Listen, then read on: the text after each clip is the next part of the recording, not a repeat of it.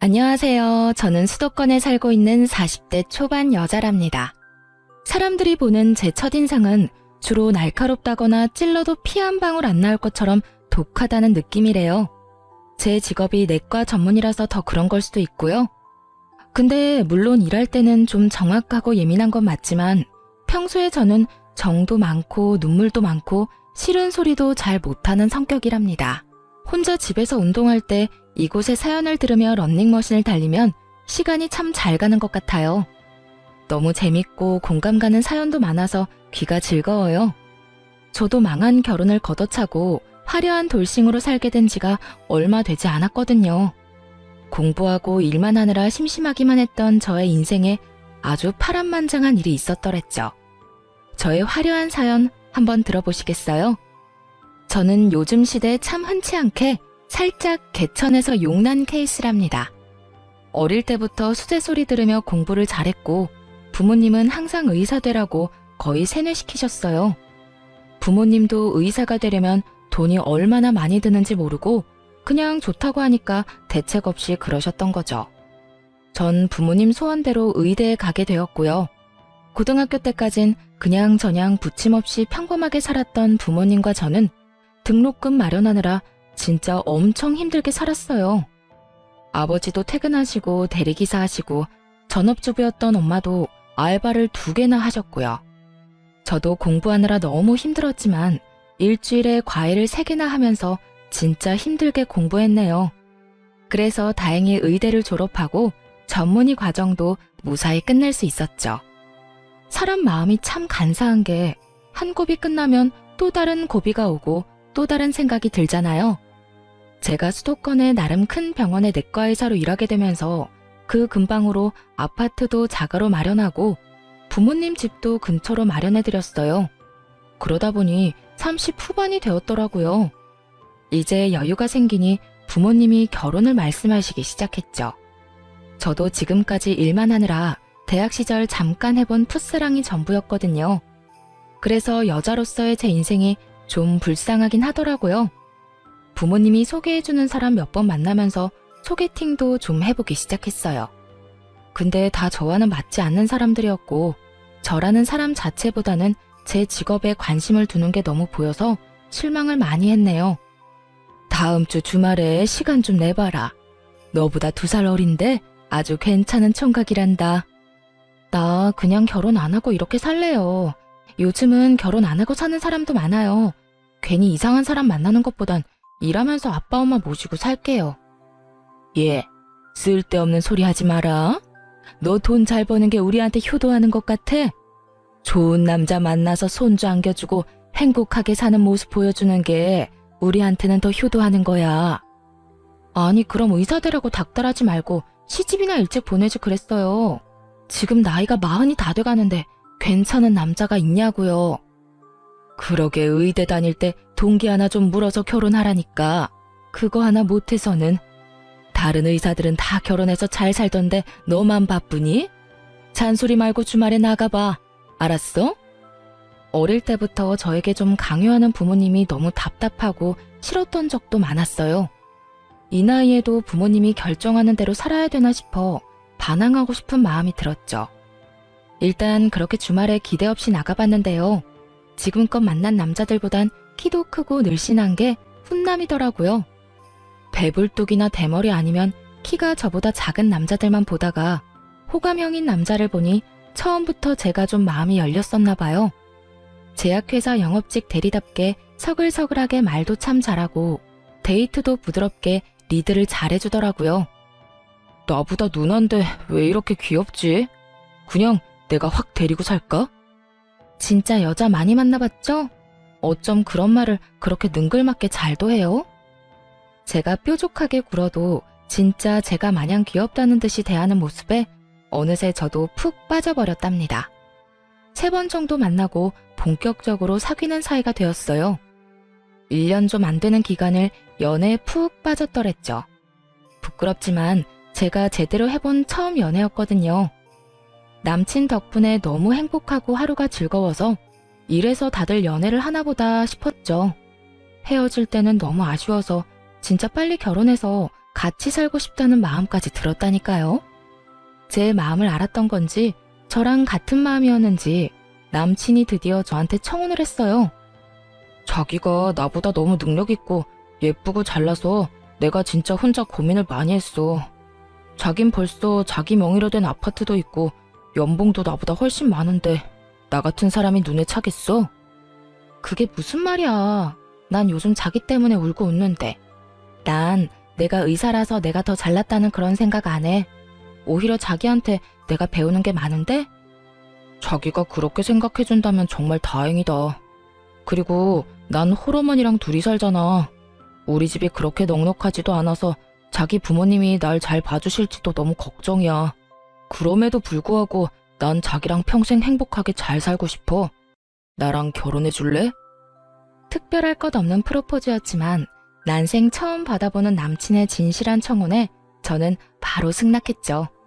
이때까지만 해도 진짜 핑크 구름 속에서 둥둥 떠다니는 것 같았고 평생 이렇게 행복하게 살 줄만 알았네요. 이게 지옥문을 열고 들어가기 직전이라는 것도 모르고 말이죠. 상견례 전에 시모를 처음 만나게 되었는데요. 긴장한 것과 다르게 만나자마자 제 손을 꼭 잡아주시면서 정말 다정하게 대해주셨어요.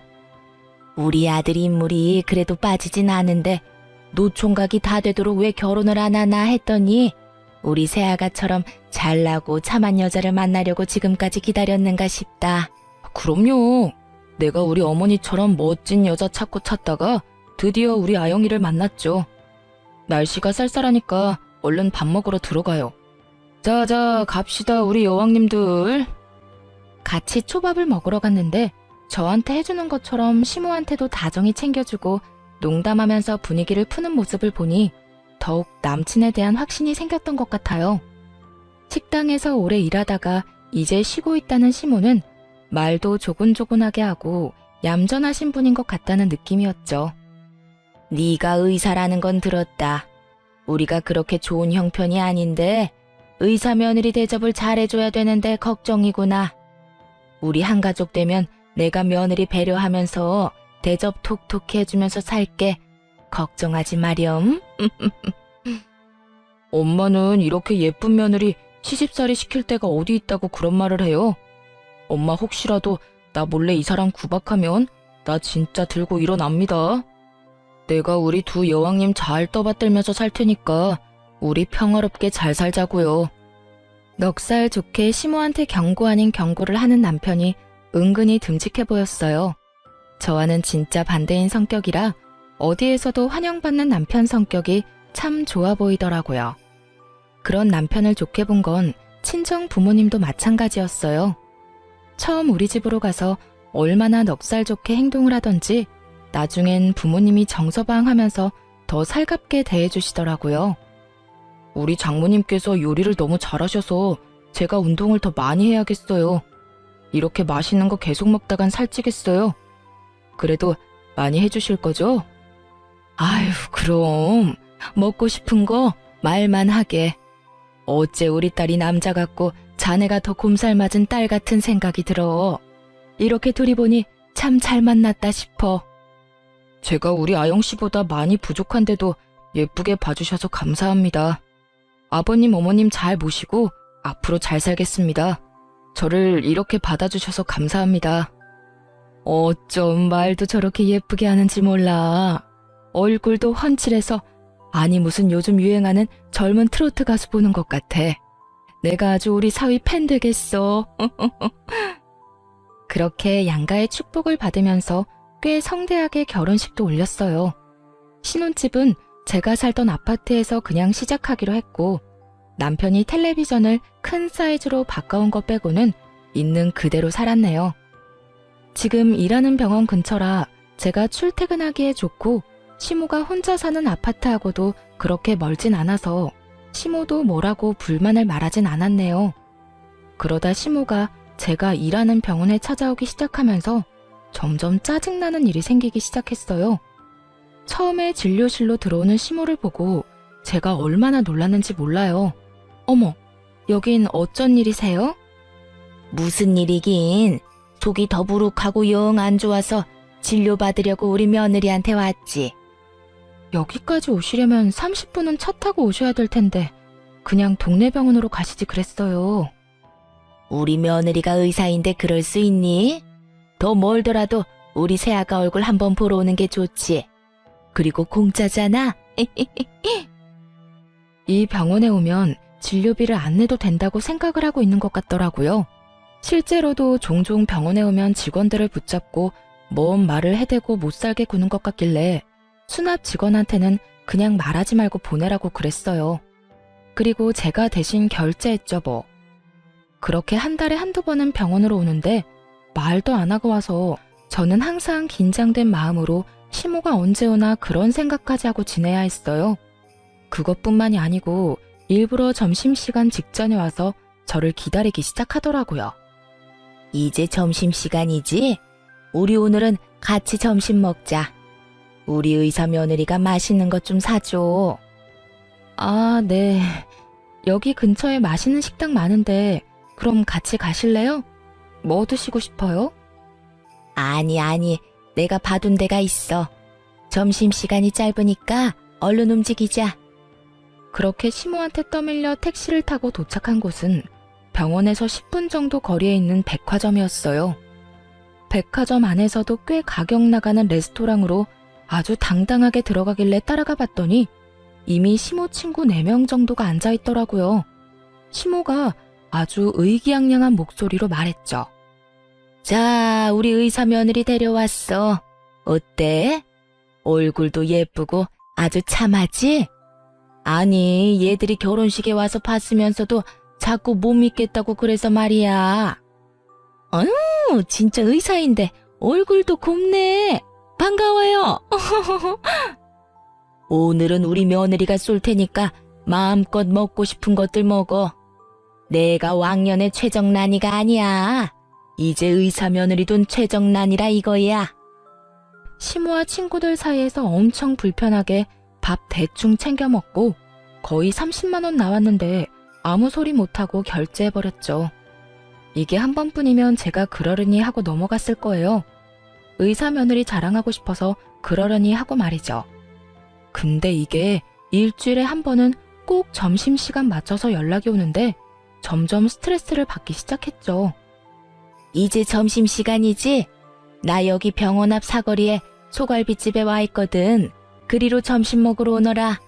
저 오늘은 점심 약속이 있어서 못 갈 것 같아요. 맛있게 드시고 가세요. 뭐? 못 오면 어떡하니? 내 친구들이랑 지금 같이 있단 말이야. 정 그러면 잠깐만 와서 계산 좀 해주고 가. 내 체면은 세워줘야지. 며느리 자랑 실컷 했는데 내가 뭐가 되니? 안 가면 병원까지 쫓아올 기세길래 어쩔 수 없이 식당으로 가야만 했어요. 너무 바쁘고 힘들어서 점심시간에 좀 쉬고 싶었는데 시모 때문에 너무 힘들더라고요. 제가 가니까 또 한바탕 시모의 자랑이 이어졌고요. 저는 남은 음식 깨작대며 먹으면서 왁자지껄하는 소리만 멍하게 듣고 있었네요. 우리 며느리가 여기 건강한 내과 전문이잖아. 내가 몸 안 좋을 때마다 가는데 얼마나 지극정성으로 잘해주는지 몰라. 앞으로 우리 며느리 봐서 저기 내과로 가. 어머, 나 그럼 지금 머리가 너무 아픈데 의사시니까 지금 나 진료 좀 봐줘요. 잠깐 맥 좀 짚어줘봐. 그래, 새아가. 여기서 잠깐 봐줘봐라. 제가 한의사도 아니고 무슨 맥을 짚어요. 진료 원하시면 병원에 직접 오셔서 받으셔야 되고요. 이런 데서 진료하는 건 불법이에요. 저 이제 진료 시간 다 돼서 이만 가볼게요. 갑자기 짜증이 몰려와서 더 있다가는 진짜 소리라도 지를 것 같더라고요. 그래서 시모가 실컷 먹은 밥값을 계산하고 밖으로 나와버렸죠. 시모가 저를 따라 나오더라고요. 어머니, 앞으로는 오기 전에 하루 전엔 연락 주고 오세요. 저도 일하는 사람인데 무슨 구멍가게 오시듯이 그렇게 자꾸 오시면 제가 다른 직원들 보기 민망해요. 그리고 점심시간에 오시는 것도 좀 자제해 주세요. 저 너무 바빠서 원래 점심시간에 밥 안 먹고 쉬어야 돼요.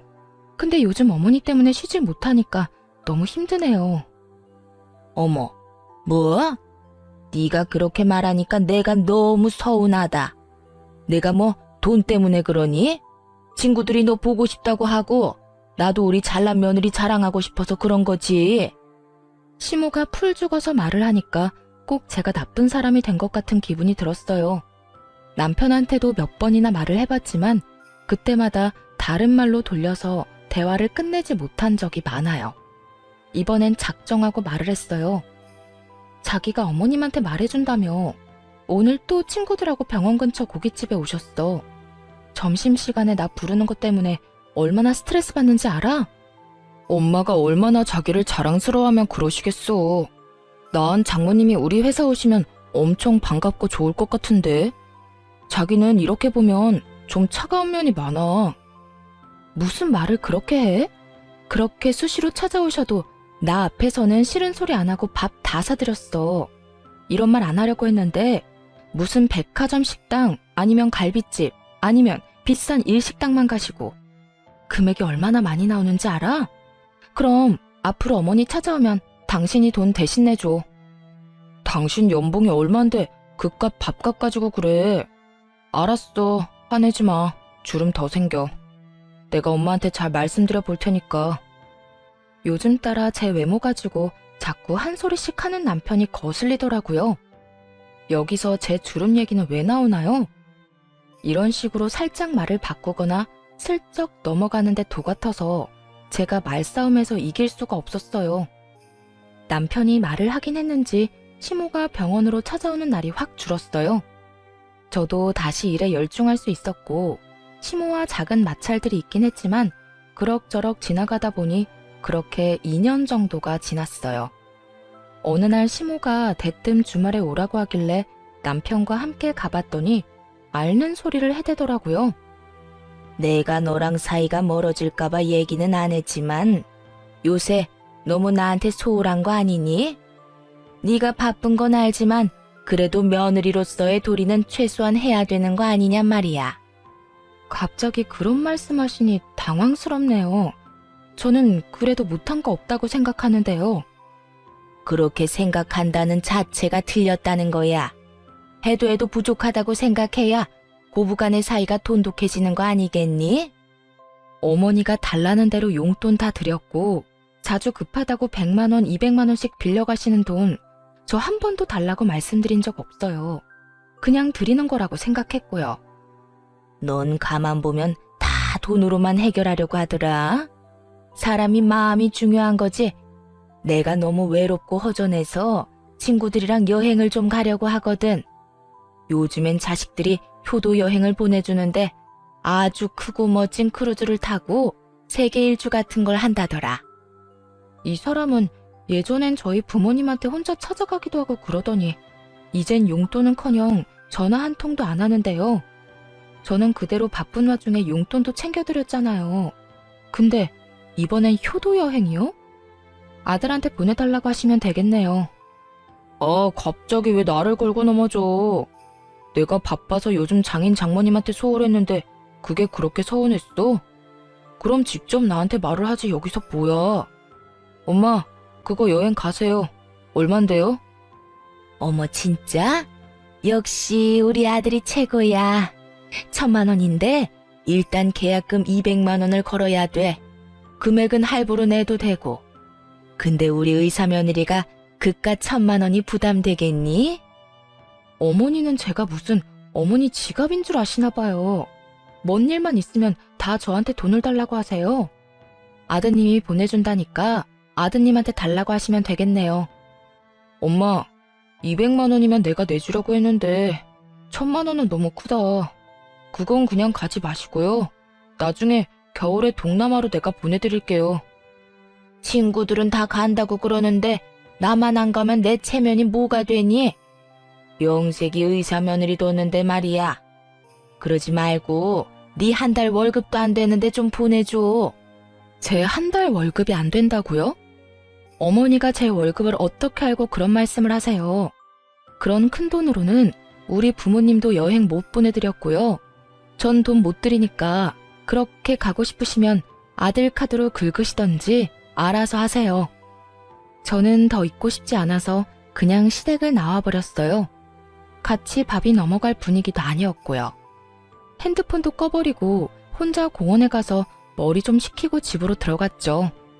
늦은 시간인데 남편은 집에 안 왔더라고요. 저는 깜깜한 거실에 혼자 가만히 앉아 있다가 핸드폰을 다시 켜봤어요. 남편은 친구들을 만난다고 짧게 메시지를 보내놨더라고요. 그걸 보니 그냥 헛웃음만 나오더군요. 그리고 시모한테 전화가 많이 와 있더라고요. 호랑이도 제 말하면 온다고 또 바로 전화가 왔죠. 너 어디 시어머니가 말하는데 그렇게 집을 나가버리니? 네가 시어머니가 무서운 줄을 모르는 모양이구나. 내가 이번에 한번 보여줘. 왜 전화하신 건데요? 그 여행 때문에 그러세요? 제가 이미 싫다고 말씀드렸잖아요. 내 친구들은 며느리들 얼마나 시집살이 시키는 줄 아니? 넌 내가 너무 봐준 것 같구나. 이제부터라도 너도 며느리 노릇 톡톡히 해라. 다음 주부터 매주 일요일마다 우리 집에 와서 살림 배우고 청소도 좀 하고 해라. 일요일에 안 오기만 해봐. 알았어? 시모가 그렇게 잔뜩 으름장을 놓고 거칠게 전화를 끊어버리더라고요. 의사 며느리라고 그렇게 자랑하고 난리칠 때는 언제고 돈 안 주니까 바로 안면 바꾸는 시모를 보니 기가 차더라고요. 그냥 무시했는데 금요일 저녁부터 주말에 무조건 오라고 전화를 해대고 메시지를 계속 보내는 거예요. 그러거나 말거나 당연히 안 갔어요. 남편은 이미 새벽부터 무슨 테니스를 친다면서 나갔거든요. 혼자 침대에 누워서 쉬고 있는데 남편이 전화가 왔더라고요. 당신 우리 엄마한테 안 갔어? 일요일에 가기로 했다며. 나한테 전화하고 난리셔. 빨리 가봐. 내가 왜 가? 난 간다고 한 적 한 번도 없는데? 당신이 아들인데 왜 나한테 자꾸 그 비싼 여행을 보내달라고 하는 거야? 당신이 보내드려. 난 며느리로서 내 도리는 다 했다고 생각해. 효도는 셀프 몰라? 내가 1,000만 원짜리 여행 보내드릴 여유가 어딨어. 당신은 능력이 되잖아. 며느리로서 그 정도 해드릴 수 있잖아. 능력이 없으면 다른 걸로라도 최선을 다해야 되는 거 아닐까? 당신이 지금 남편 역할, 아들 역할 잘하고 있는지 한번 자신을 돌아봐. 난 2번 말하기 싫으니까 당신이 어머님한테 말씀드려. 저의 차가운 태도를 보고 남편이 금세 입을 다물더군요. 남편이 말을 한 건지 만 건지 시모는 정신 못 차리고 계속 오라고 난리를 쳤죠. 너 내 말 무시하니? 주말에 그렇게 오라는데 어떻게 한 번을 안 와? 너 진짜 안 되겠다. 너 오늘 저녁에 퇴근하고 당장 우리 집으로 와서 저녁해. 알았어? 내일도 안 오면 진짜 가만 안 있을 거야. 이제 진짜 별 어거지를 다 부리더라고요. 전 남편한테 전화해서 퇴근하고 시모한테 가보라고 했죠. 시모가 맛있는 저녁 해놨다고 먹고 오라고 말이죠. 저는 어차피 야간 진료를 하는 날이었기 때문에 병원에 있었는데요. 저녁 8시쯤 되자 시모한테 또 연달아 전화가 왔어요. 너 진짜 한번 해보자 이거야? 내가 만만하게 보여? 너 와서 저녁하라니까 왜 우리 아들을 보내? 전 오늘 야간 근무라 못 가요. 제 대답은 듣지도 않고 계속 오라고 소리만 치시니까. 대신 아드님 보내드린 거잖아요. 뭐가 잘못됐나요? 이게 무슨 경우 없는 짓이야? 내가 너 오라고 했지. 우리 아들은 일하느라 피곤한데 이 시간에 여길 왜 오라고 하니? 저는 밤 10시까지 진료 보는데 전 안 힘든가요? 왜 이렇게 저를 못 괴롭혀서 난리예요?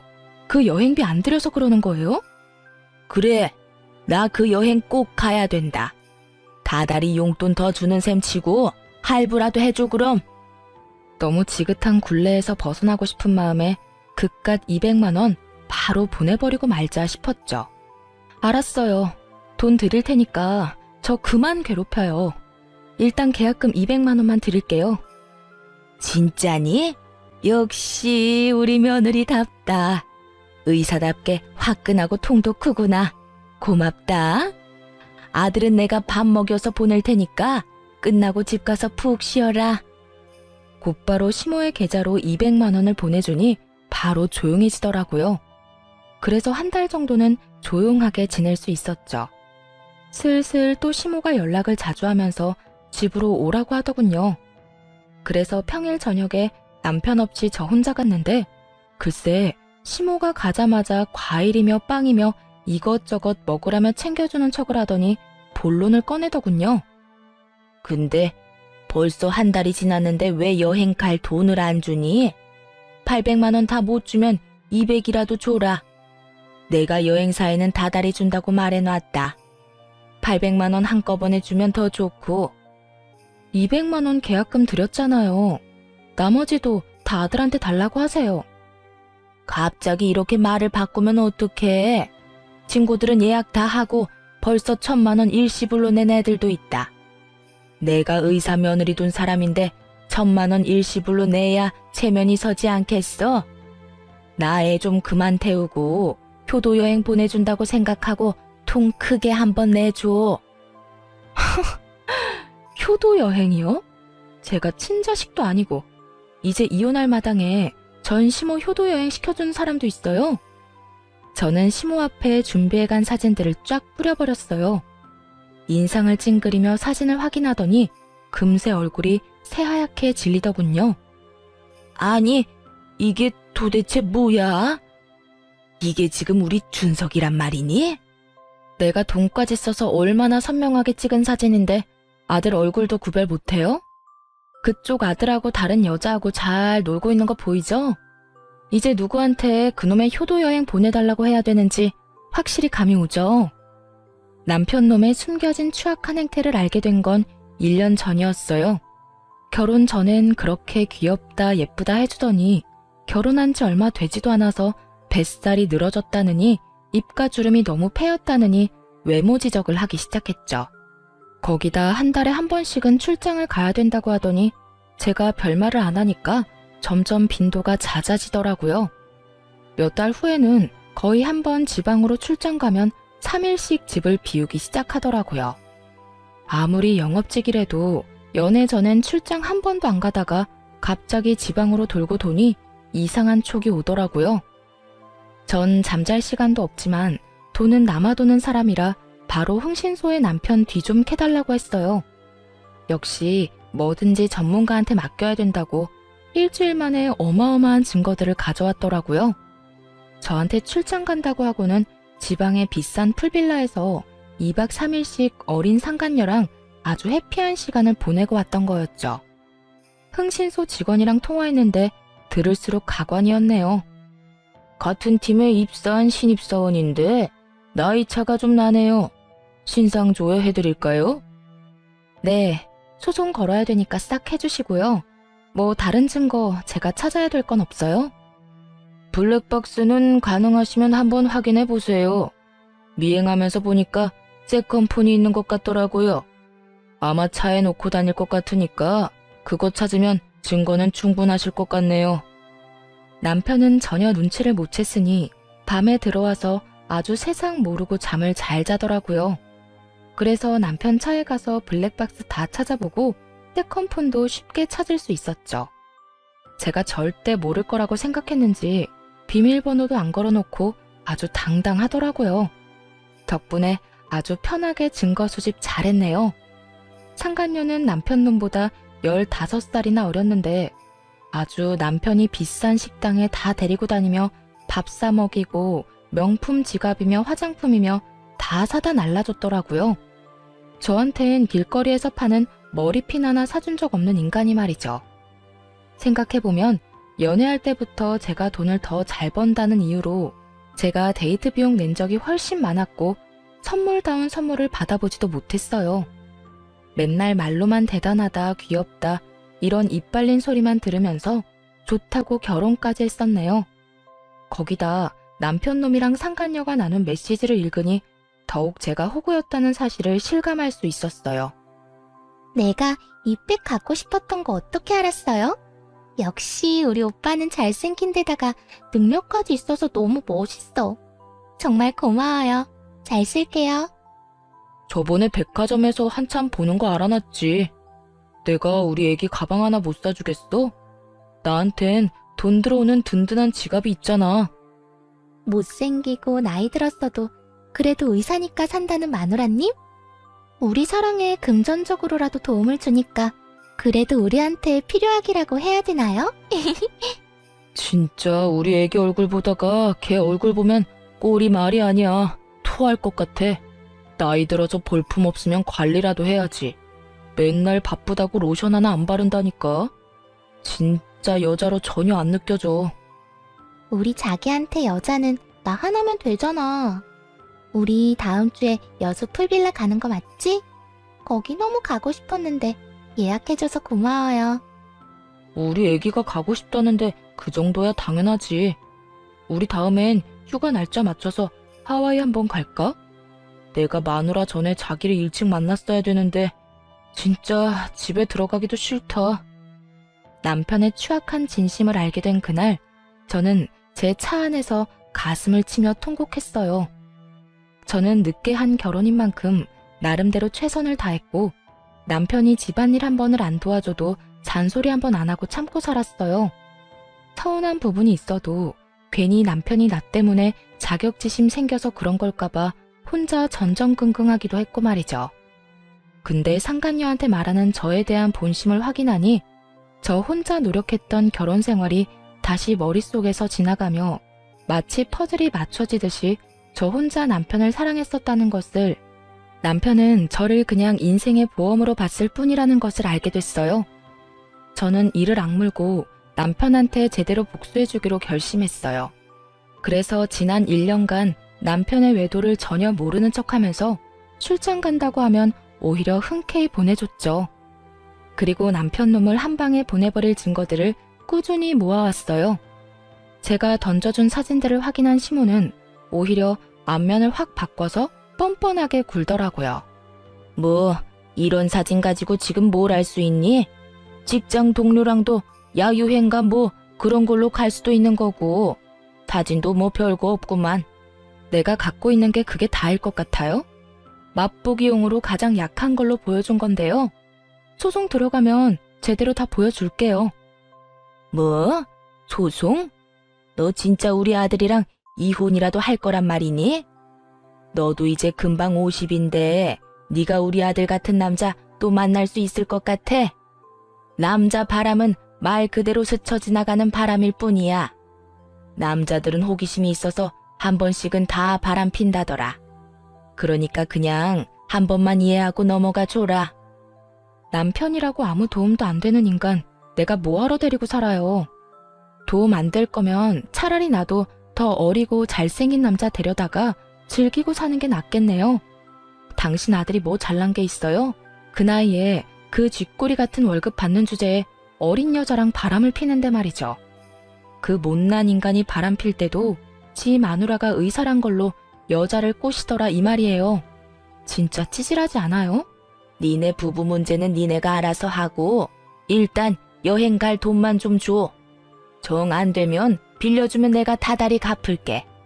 지금 내 친구들 다 간다는데 나만 못 간다고 그러면 얼마나 뒤에서 말이 나오겠니? 지금 이 마당에 그놈의 여행이 중요해요? 어차피 계약금 200만 원도 당신 아들 돈이었으니까 나머지도 아들한테 받아내요. 그 돈이 우리 준석이 돈이라고? 그렇게 돈 잘 버는 네가 줘야지 어떻게 우리 아들이 돈을 냈어? 이혼한다는 말보다 계약금이 제 주머니에서 나온 돈이 아니었다는 게 시모한테는 더 충격인 모양이었죠. 아주 개거품을 물면서 흥분을 하더군요. 그 꼴이 얼마나 웃기던지 사실대로 다 말해줬어요. 증거 수집이 다 됐다 싶었을 때 친정 부모님께 찾아가서 다 말씀드렸어요. 워낙 남편 놈을 좋게 보셨던 두 분이라 한참 동안 충격으로 말씀이 없으셨답니다. 세상에 믿을 놈 하나 없다더니 우리 앞에서는 그렇게 살갑게 대해놓고 뒤로는 그런 몹쓸 짓을 하다니. 이혼은 당연하고 이 땅에서 발 딛고 못 살게 만들어버려라. 그놈이 명절하고 어버이날에 50만 원씩 줬어. 우리야 너한테 용돈을 넉넉히 받으니 고마운 마음으로 쓰지 않고 모아두고 있었거든. 그거 홀랑 안 써버리길 얼마나 잘했니? 이거 네가 가져가서 돌려주든 어떻게 해버려라. 어머니가 돈이 든 봉투를 저한테 건네주시더라고요. 그 돈이 바로 시모한테 줬던 계약금 200만 원이었거든요. 며느리 돈을 더 쓰지 못한 게 억울했는지 시모가 얼굴을 일그러뜨리면서 울기 시작했어요. 아이고, 며느리라는 게 시애미를 감쪽같이 속이고 우리 아들 돈으로 계약금을 내? 어쩜 이렇게 못됐을까?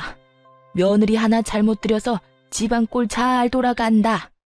네가 이따위로 구니까 우리 아들이 너한테 질려서 더 어린애한테 마음이 간 거 아니냐? 엄마가 생각하는 게 이따위니까 아들도 그따위로 사는 거 아니에요? 내 돈 못 쓴 게 그렇게 억울해요? 난 당신 아들한테 철저히 속았는데 당신들한테 쓴 내 돈이며 내 시간은 어떻게 보상할 건데. 그때였어요. 우당탕탕 문이 열리면서 남편 놈이 뛰어들어왔죠. 급하게 달려왔는지 평소와는 다르게 머리도 다 헝클어지고 양복 셔츠도 삐져나온 모습으로 제 앞에 바로 납작 무릎을 꿇더라고요. 여보, 진짜 다 오해야. 그냥 출장을 같이 몇 번 가다 보니까 당신이 오해를 한 것 같은데 절대 그런 사이 아니야. 걔가 나보다 몇 살이 어린데 그런 애송이랑 말도 안 되는 소리야. 그러게, 그렇게 어린 년이랑 정신 연령이 똑같아서 그런가 아주 잘 맞더라. 내가 사진만 몇 장 올려주니까 증거가 그게 다인 줄 알아? 네 놈들이 나눈 메시지도 한가득이야. 애기야 하면서 난리가 났던데 그래도 아니라고 잡아뗄래? 여보, 내가 진짜 잘못했어. 걔가 자꾸 나한테 들러붙어서 내가 잠깐 돌았었나 봐. 걔는 나한테 진짜 아무것도 아니었어. 바로 정리할게. 나한테 먼저 말했으면 내가 다 설명했을 텐데 그걸 회사 게시판에 올리면 어떡해. 일이 지금 너무 커졌어. 역시 이 상황에서도 너는 너만 생각하는구나. 너 때문에 상처받고 이악 물면서 1년을 버틴 나는 보이지도 않지? 뭐? 늙어서 옆에 가기도 싫고 의사만 아니었음 결혼도 안 했을 거라고? 차라리 나한테 직업, 의사면 돈 많이 벌겠다고 대놓고 말하던 남자들이 너처럼 본심 숨기고 쇼하는 놈보단 100배, 1000배 낫다. 이 독사 같은 놈아. 여보, 진짜 오해야. 난 정말 당신만 사랑한다고. 그 어린애한테 분위기에 취해서 뭔 말을 못해. 우리는 인생의 한 팀이고 서로 도와가면서 살아야 되는 가족이잖아. 감정적으로 하지 말고 이성적으로 해결해야 되지 않을까? 우선 회사 게시판에 올린 그 게시물 좀 지워줘. 인사팀에다 지워달라고 해도 본인만 지울 수 있다고 손 놓고 있다니까. 나쁜 놈들이.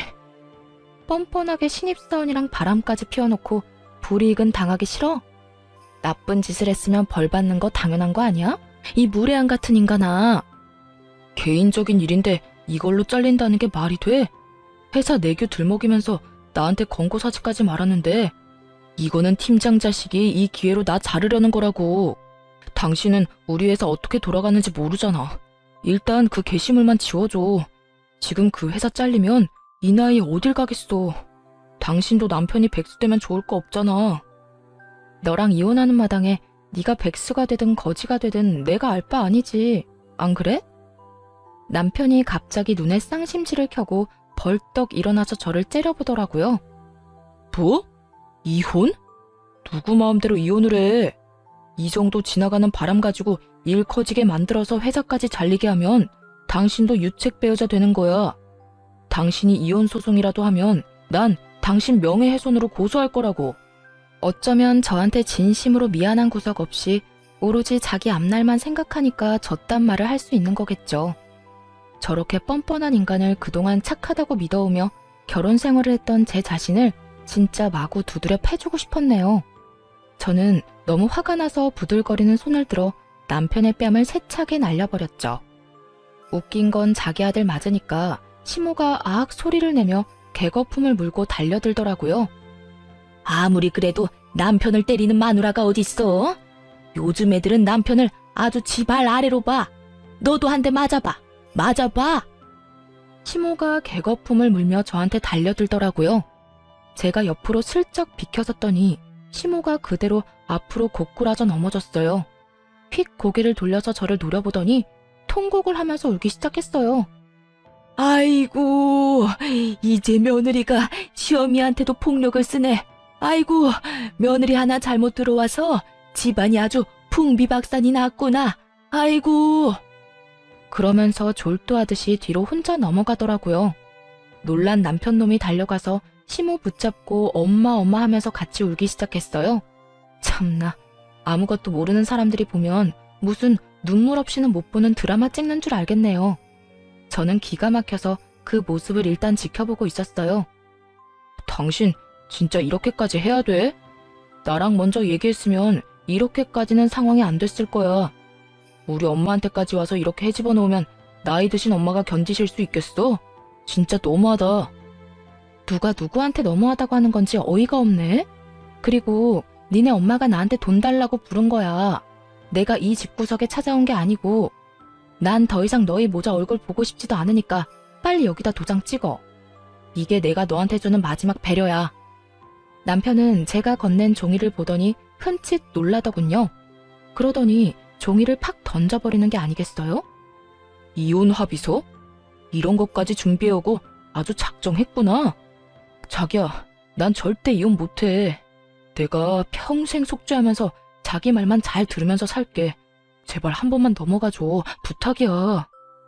나 1년 동안 네가 바람피는 증거 모았어. 이혼 소송 들어가면 나는 비싼 수임료 내고 최선을 다해서 소송 준비할 건데 너 나 이길 수 있어? 그 나이에 돈 1,000만 원도 없는 데다 백수될 주제에? 난 이미 변호사 상담까지 다 끝났고 네가 합의 이혼 싫다고 하면 전화 한 통하면 바로 소송 시작할 수 있어. 위자료 2,000 이상은 청구할 건데 네가 일시불로 줄 능력이나 있냐고. 제가 따박따박 맞는 말만 하자 남편은 모든 걸 체념한 듯이 고개를 푹 숙이더라고요. 머릿속에서 아주 오만 가지 생각을 하면서 좋지도 않은 머리를 굴리고 있는 게 훤히 보이더라고요. 능력도 없는 주제에 그동안 나 믿고 월급 펑펑 써대고 돈 한 푼 안 모은 게 이제야 후회가 좀 되겠네? 너도 참 바보 같다. 내 비위 적당히 맞추면서 살았으면 늙어서까지 의사 마누라 옆에 두고 분수에 안 맞는 호강했을 텐데 말이야. 다 네 잘못이니까 평생 찢어지게 가난하게 살면서 네 좋았던 시절 떠올리며 살아봐. 난 진짜 당신이랑 헤어지면 못 살아. 내가 어떻게 하면 용서해 줄 거야? 난 절대 이렇게 못 끝내, 여보. 너랑 더 이상 말싸움하기도 싫어. 1분 안에 결정해. 지금 도장 찍고 죽은 듯이 조용히 살 건지 아니면 한번 이혼 소송 제대로 해볼 건지. 제가 이혼 합의서를 뺏어갈 제스처를 취하자 비굴하게도 종이를 휙 잡더라고요. 그러더니 한숨을 푹푹 쉬면서 시모 집에 있던 도장을 찾아서 결국 찍더라고요. 저는 서류를 휙 뺏어서 그 집구석을 나와버렸어요. 차마 제 앞에서는 못하다가 제가 나가니까 뒤에서 아악하고 소리를 지르고 뭘 깨부수는 소리가 나더라고요. 집에 가자마자 남편 짐 그대로 상자에 다 쓸어 담고 다음날 아침 이삿짐 센터 차 불러서 한 번에 시모 집으로 다 보내버렸어요. 근데 웃긴 건 남편 놈 짐은 다 시모 집으로 갔는데 시모는 제 집으로 찾아왔다는 거죠. 타이밍도 참 기막히게 사람들이 상자를 갖고 나갈 때 시모가 도착해서 현관문이 활짝 열린 상태였어요. 시모가 얼른 집으로 들어와서 제 앞에 무릎을 꿇고는 손을 싹싹 빌기 시작했죠. 예, 너 나가고 내가 준석이 엄청 혼냈다. 내가 이렇게 빌 테니까 제발 이혼만은 하지 말거라. 그 여행 가는 것도 돈 안 줘도 되고 나 그 여행 안 가도 된다. 너만 이혼 안 한다고 하면 내가 앞으로 너한테 용돈 달라고 하지도 않으마. 응? 뒤에서 내 욕하면서 어린애랑 놀아난 남자 받아줘가며 살 만큼 내가 착하지가 않아요.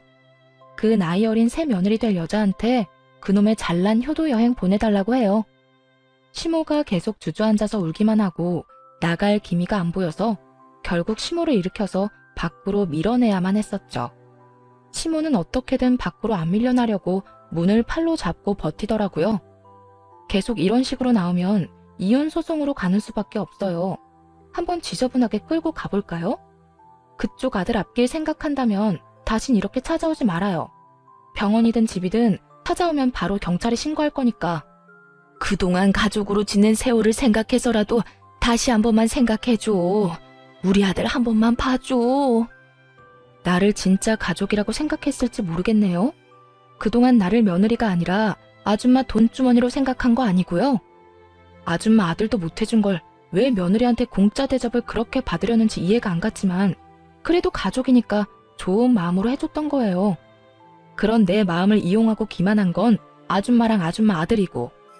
그렇게까지 말했는데도 아직도 저를 우습게 보는 건지 시모는 움직일 기미가 없더라고요. 집에 들어가서 바로 경찰을 불렀습니다. 제 집 앞에서 한참 쭈그려 앉아 있다가 경찰이 오니까 그제야 꺼이꺼이 울면서 경찰 따라가더라고요. 남편놈이 집에 와서 비련의 남주인공처럼 울고불고 난리친 건 뭐 말할 필요도 없겠네요. 거의 수십 번 와서 그 짓을 하더군요. 저는 바로 집도 전세 내놓고 다른 아파트 구해서 이사 갔어요. 아참, 병원도 결국 관뒀어요. 그래서 다행히 병원에서 남편이 난리치는 꼴은 보지 않았고요. 마음 같아서는 상간녀 소송하고 이혼 소송해서 2천만 원이라도 악착같이 받아낼까 싶었는데요. 나이 40 넘어서 그런 쓸데없는 일에 에너지 쏟고 싶지 않더라고요. 그깟 돈으로 그 인간들과 계속 얽혀있기도 싫었고요. 만약 재산 분할이라도 하게 되면 그 인간 재산은 한 푼도 없고 제 재산만 잡힐 텐데 그냥 그 인간한테 땡전 한 푼도 안 두고 깔끔하게 시간 낭비 안 하고 끝낸 게 더 낫다 싶어요. 지네들 분수도 모르고 황금오리 배 가르듯이 의사 며느리 지갑 탈탈 털어먹으려다가 아들 반품당하고 지인들한테 쪽팔림과 무시당할 시모 생각하면 나름 통쾌하네요. 이 사연 들으시는 시어머니들이 있다면 다들 한 번씩은 생각해 보시기를 바래요. 왜 평생 아들한테 받아본 적 없는 효도를 며느리한테 받으려고 하는지 말이죠. 자기 아들이 귀하면 며느리는 자기 집에서 더 귀한 딸이라는 생각을 한 번이라도 더 해줬으면 좋겠네요. 저는 신도시에 제 개인 병원을 시작하려고 요즘 직원들도 뽑고 병원 자리도 알아보고 다녀서 너무 바쁜 나날을 보내고 있답니다. 몸이 10개라도 모자라서 당연히 전 남편 놈은 생각도 안 나고요. 이대로 열심히 일하면서 남의 부모한테 대리효도 따위는 그만두고 친정 부모님 모시고 잘 살아보려고 해요. 지금까지 제 이야기를 들어주신 모든 분 감사드리고 건강하셨으면 좋겠습니다.